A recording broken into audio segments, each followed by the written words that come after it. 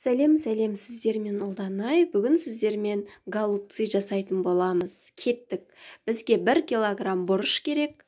Базардан майда көк перец таппадық.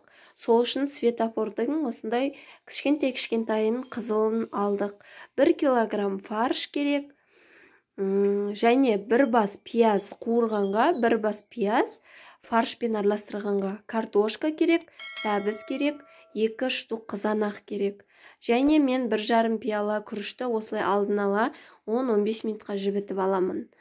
Ыдысымызға фаршымызды салып, міне қызанағымызды майдалап, 4 бұрыштылап тураймыз да. Фарштың үстіне салып, одан кейін пиязымызды жақсылап майдалап, турап, жаңағы фаршымыздың үстіне салатын боламыз. Міне дайын болған күрішімізді, жібітілген күрішімізді салдық. Үстіне дәміне қарай қара бұрыш, тұз салып, жақсылап араластырдым. Міне голубцыйымды, бұрышымды жақсылап тазалап алдым. Ішіндегі дәндерінен жуып тазалап. Енді ішіне фаршымызды саламыз. Кішкене толтырмай салыңыздар, себебі ішіне ауа кіру керек. Піскен кезде сорпадан кіру керек. Қалған фаршымды мен қуырып жіберем тамаққа қосып, еттің орнына.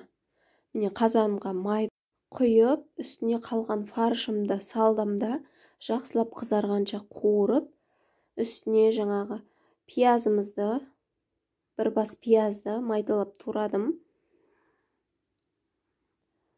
Оны да үстіне салып, фарштың жақсылап қызарғанша қуырып алдым. Достар, видеоның соңына дейін қарап, бағалап жіберіңіздер. Енді кезек сәбізді майдалап турап, оны да картошкамен бірге қазанымызға салып қуыратын боламыз. Картошкамды 3 штук алдым, барлығын енді қазанға салып, жақсылап қуырып аламыз. Тұзын салып, дәмдеуіш салғыңыз келсе дәмдеуіш салып, жақсылап араластырып. Мен томат қолданбаймын, томаттың орнына осындай жаздың күні жапқан банкамды, салатымды салып, осылай қуырып, бұрыштарымызды тікесінен қоятын боламыз. Тікесінен барлығын орналастырып болғаннан кейін суымызды осы бұрыштарымыз батқанша құямыз. Көп құйсаңыз сылдыр су болып кетеді.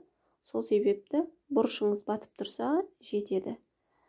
Шамамен 40 минуттай қайнатып, жай отта пісіріп аламыз. Міне қайнағаннан кейін осында бетіне аздап көбік шығады. Осы көбіктердің барлығын алып аламыз. Міне баяу отта 40-45 минут пісті. Тамағымыз дайын, өте жұмсақ. Міне голубцыйды көрдіңіздер ғой, былқылдап тұр. Қазір қазаннан түсті. Ішіндегі барлық затымыз таза піскен. Иісі деген керемет қой шіркін. Жасап көріңіз, ас болсын.